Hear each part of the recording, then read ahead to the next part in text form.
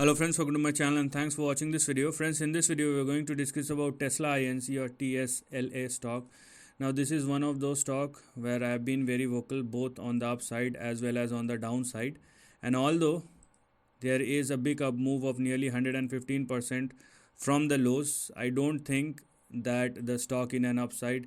It is rather a big downside which is going on, and it will continue for some more time in the upcoming months or rather years. It depend upon the price move. Okay, now the overall trend is very volatile and you can clearly see the moves, of fast and furious moves on both the sides. So you can say that, because the stock has moved quite a lot or these kind of things, but you need to understand the stock moves fast in an upside or in a downside. It does not matter.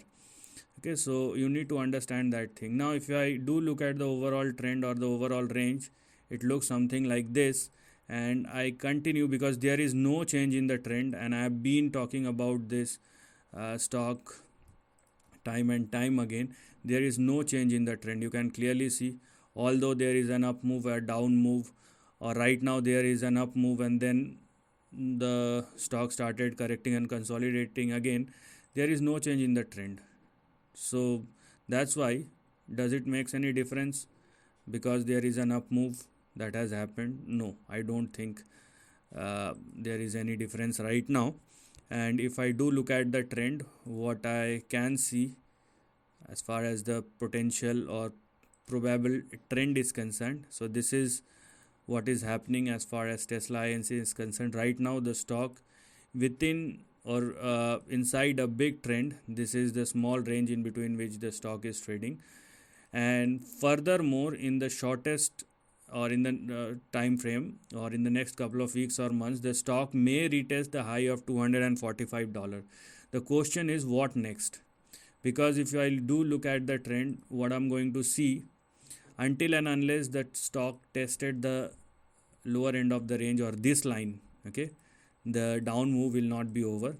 So what I'm talking about is a swing or is a support in between $42 and $72. Now the range is very broad because we don't know how much time will it take. From here it can't fall like this, it may go like this, it may go like here we are like this, and that's why I have talked about this very broad support range. But irrespective of talking about these levels, just focus on the line. Okay, and you can also draw this line and you can clearly see what is happening and what will probably happen afterwards. So the summary is the downtrend is on, and irrespective of this 100-200% worth of moves, it still be in a downside trend. And we know when the downside started, Tesla can give you